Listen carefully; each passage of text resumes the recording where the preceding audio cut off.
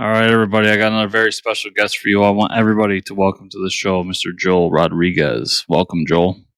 Hey, happy to be here, Chris. Thanks for having me. Yeah, we always appreciate people taking time to come chat with us. So, Joel, first time guest, let's start where it all began. What got you into comics? What led you to the path to now creating them?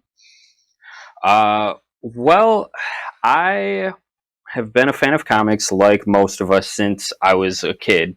It all started for me, my real love for the industry, when I picked up a book that I probably shouldn't have been reading at that age, which was Spawn #1.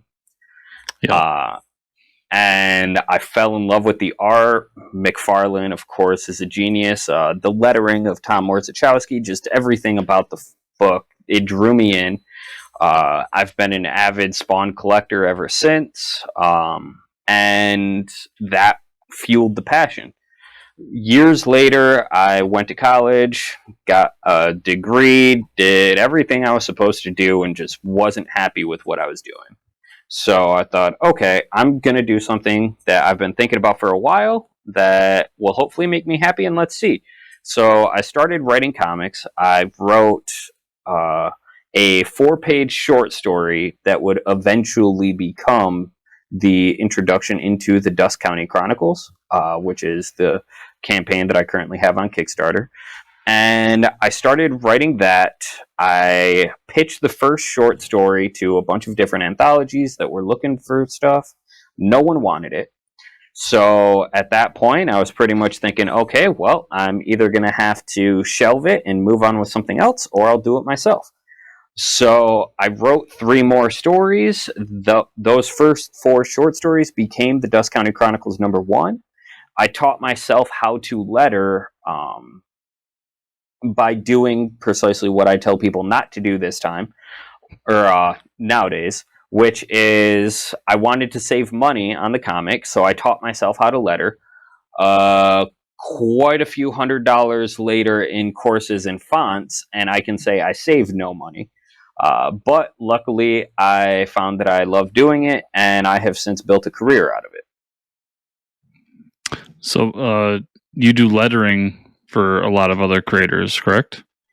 Yes, I write almost exclusively for the Dusk County Chronicles and a couple of anthologies here and there, but the vast majority of my work in comics is through lettering.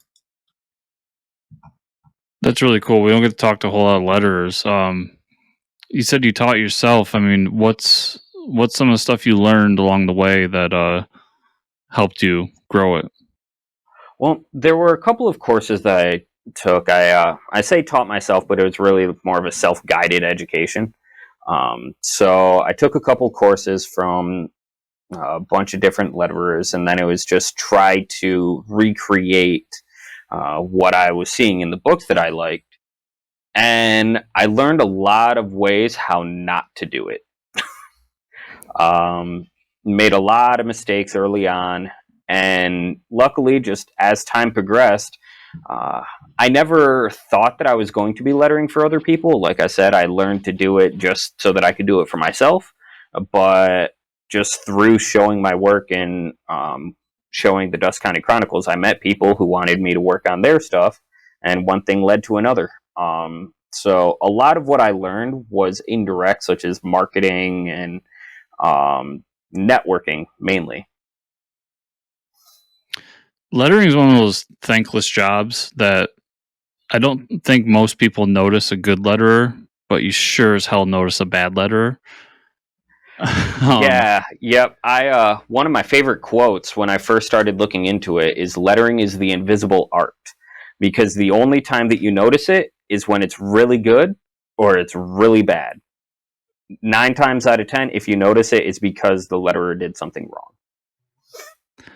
What's the back and forth between you and another writer when it comes to lettering? Do you notice a lot of people just giving you space to do what you think is right, or is there a back and forth a lot of times with your writers? Be like, nah, I want this to look more creepy or whatever, you know? It's kind of a collaborative process, similar to artwork. It can be more personal to the writer because while the artist is essentially coming up with the art to represent the scene. I'm the one who actually translates their words and their intent into words on a page. So as protective as a writer can be with the artwork, it can be even more so when it affects the pacing or the stylistic look of what their characters are saying. So it really depends on the rapport that I have with that creator. Usually, I tend to go more towards what the creator um, feels impulsive, or not feels impulsively. Their initial reactions. I tend to go with that more so with a new creator, someone that I haven't worked with before, just as a way to build trust and um, essentially show that I know what I'm doing before I try and tell them this is how it needs to be done. Because one thing that happens a lot in this industry is you don't really know anyone, but people love giving unsolicited advice. I don't like being one of those people, so I want to at least build a rapport before I start um, offering advice. And I find that as I work with clients, more and more it becomes a give and a take with different ideas, and especially in the design aesthetics and what is possible, what's legible, what doesn't really work in comics, things of that nature. And my last lettering question. Oh, keep them coming. I love talking shop.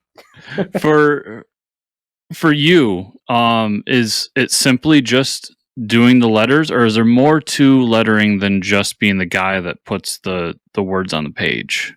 Like, do you do any of the design work or writing it for print or anything like that on top of it? A little bit of both. Depending on the client, I'm a strict letterer. I do sound effects, put the words on the page, and then deliver print ready files. For other clients, I will do all of that, plus design the credits pages, do the design work for the book, design logos, do print production. I spent a period of time as the head of design for Scout Comics, so I was able to take all of that experience and move that over into my freelance work, which I can now offer to my own clients.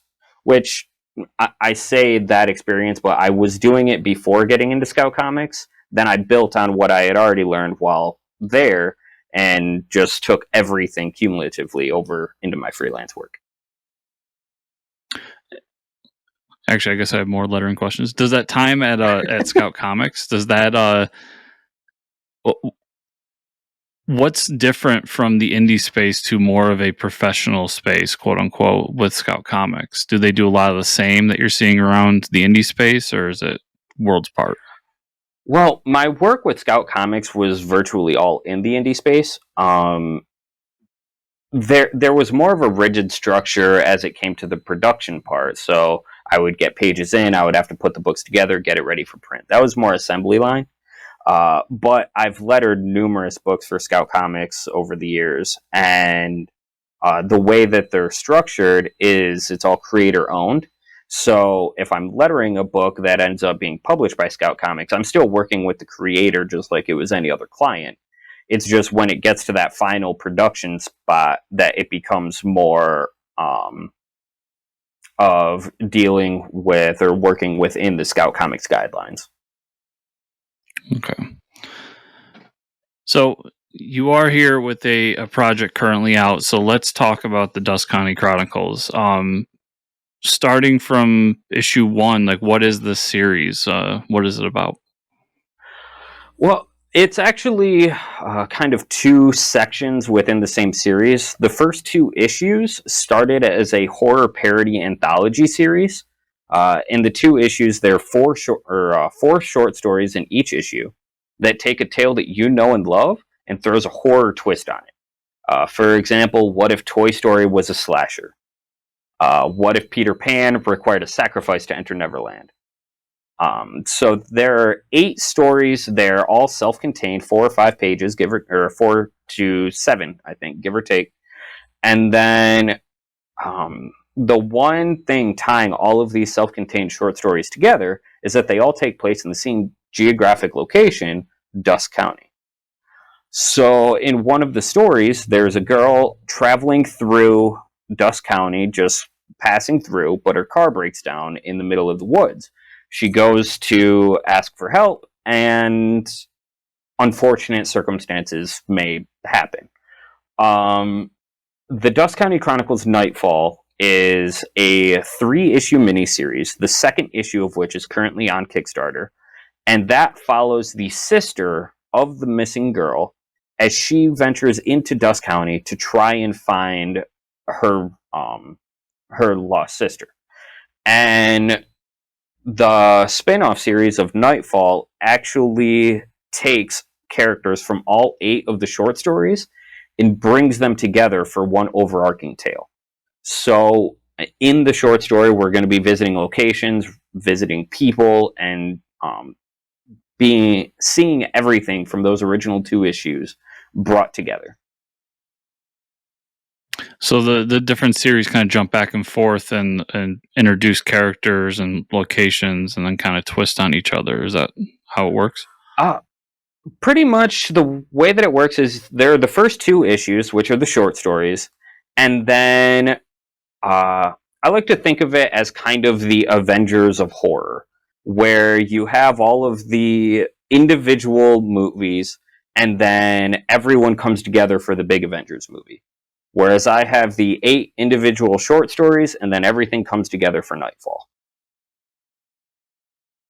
And with the issue currently on Kickstarter, the series you're doing of short stories, you're pitching it as an anthology. Are these all written by you with different artists, or have you brought in other talent to write some of the stories with you?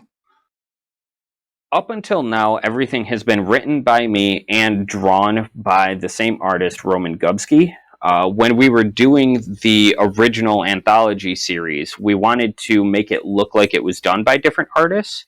So every single short story was drawn in a different art style. He's got a very wide range. So we had different art styles throughout the first 2 issues. And then it was really with what's technically the 3rd issue, but Nightfall #1, the start of the miniseries, that he really ironed out the look of Dusk County, which is what we're using today. And I say up until now, everything has been written by me, but the reason I say that is our current stretch goal that we're trying to hit, because we have funded on the campaign. I think we're currently sitting at $4,600, somewhere around there. At $5,500, we are unlocking a prose short story set in Dusk County, written by David Byrne, who's the creator of Stake and Cancelled. David Byrne's good people. That's a good name to have on your side. Yep, he's a very, very close friend of mine. I'm actually the letterer for both Stake and Cancelled. We've worked together for years, so yep, I'm excited to get him working on Dusk County too. Aside from just editing, because he also works as an editor on Dusk County. So this current issue is funded right now. We're looking for is Gravy, which everybody go check it out. Even if it's funded, keep supporting it. How Please long do you see this series going on? I want to put David to work. Yes, we gotta get David some work. Steak isn't doing much for him. No, I'm just kidding, David. No, not at all. I don't even want to compare myself to Steak. That's just sad. How long do you see this series going on? Do you have a plan, like short 5-6 issues? Could you see this going on for 10s, 20s, hundreds of issues? What's your plan for it? The current plan is 5 issues in total. So fund this one, then one more, and then release a trade paperback for the series in total, and then see where it goes from there. I have plenty of ideas to extend the series. It just comes down to bandwidth with my lettering and all of the work there. You and I actually connected through Travis Gibb, who has been helping me out as project manager on this campaign.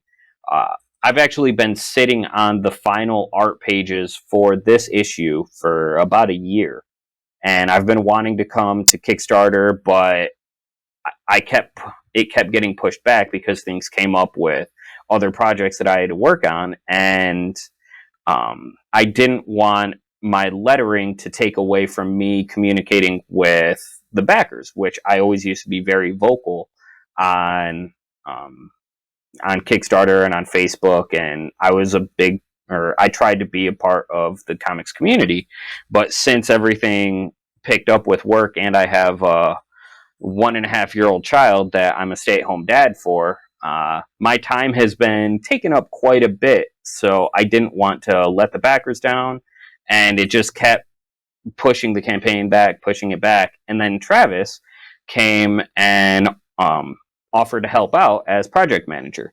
So Travis actually made not only this interview or this talk possible, but the campaign itself.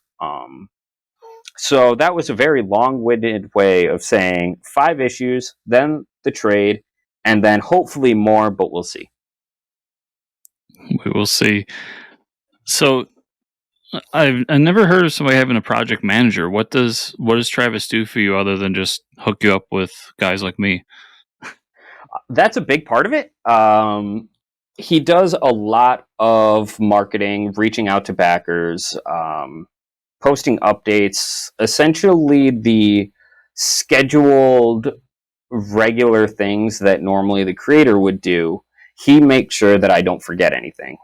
He makes sure that I'm on track, that if I'm buried in the weeds of work, he says, hey, don't forget, you have an interview. Oh, okay, cool. I'll do that. And yeah, he pretty much just makes sure that I stay on track and nothing gets left untouched that should be. Now it's not a Kickstarter without tiers. So let's talk about some of the tiers you got. I know you got the ones that we all expect: the catch-up tiers, the digital tiers, the variant covers, all that. But those aside, those are all great. People go check those out. My favorite are the ones all the way at the bottom. So I saw you have a few big money tiers, doing some original art from the book, so people can check that out. How many pages are available if people are interested in original art? Original art, we have just one. That is going to be the cover done by Joseph Schmolke. It was taken, but unfortunately that backer had to back out, so it's back open. So anyone that thought they had missed out can go back and check it out. But it's it's technically our C cover, but it was done by Joseph Schmolke, who does Phantom Star Killer, Cherry Blackbird, and his current book is 7 Years in Darkness, also the Electric Black. And he did a cover. We have the original art for it, and it is fantastic. If you back for the original art, you also get the metal version of that cover, as well as the base version of the cover as well. Phantom Star Killer, favorite of the show. Love that book. I lettered that book. Oh, that's awesome. I love meeting people I didn't know were involved with things I love. That's great. Yes. I love people who love stuff that I work on, or love the stuff that I work on. It makes me happy. And then right above the original art is my other favorite thing that creators do. The get yourself drawn into this book, especially in a horror book, when it's get yourself drawn into this book so you can be killed. Yep. Are you just offering one of those? I've had that one, at least one in every book. With the next issue has already been scripted, but it has not been drawn yet. So as of now, there's only one option, but there may or may not be others unlocked or revealed as time goes on. But yeah, as of right now, whoever does back for that tier, sad to say, they are going to die. Have you had success with that tier in the past? We've had several people back for that. One two people have been marionettes.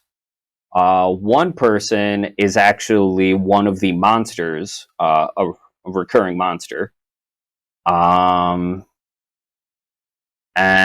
let's see. I killed one of my best friends in what I can probably say is the most traumatic story I've ever written. So he told me that he wanted to be in the book, and then I wrote the story and I sent it to him and I said, "Is this okay?" Because when I wrote it, I was like, "Oh man, this is not what I was expecting." But I was happy with it turned out, and thankfully so was he. Those are just fun tiers. Getting fans involved with the book, especially at that level. Like, I think when someone gets drawn into a book, they've got to be a fan for life after that. Yeah, I hope so. I really do. So, Joe, once again, the book is Dusk County Chronicles. Throw the pitch one more time at everybody out there. Kickstarter's running right now. Hand it over to you. All right, thank you. The Dusk County Chronicles Nightfall is a spin-off series from the original anthology horror series, and it takes characters from the original short stories and brings them all together for one horrific tale of nightmares and adventure. Basically, a young woman travels to Dusk County trying to find her missing relative, and while there, she uncovers that not only is her sister missing, but she is the first or the most recent in a long string of disappearances that the police are supposedly covering up. So while investigating, her and one other person, or a couple other people rather, stumble upon a cabin that puts them in the clutches of the monsters that secretly call Dusk County home. Book sounds awesome, man. And before we take off, where can people find you online if they want to follow you or the project?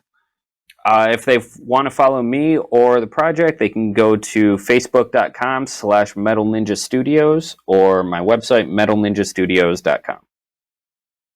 And everybody, I will have the link to metalninjastudios.com down below, as well as the direct link to the Kickstarter, so you can check out this campaign. Book looks great. And we didn't even talk about all the awesome add-ons that Joel has. All the awesome freebies he has for all the different tiers, including books like Cthulhu Invades Oz, The Collective, so on and so forth. The campaign's jam-packed with awesome goodies. Everyone go check it out. And Joel, thank you so much for being on the show. We'll have to do this again sometime, man. Yeah, thanks again for having me, Chris. It was a pleasure.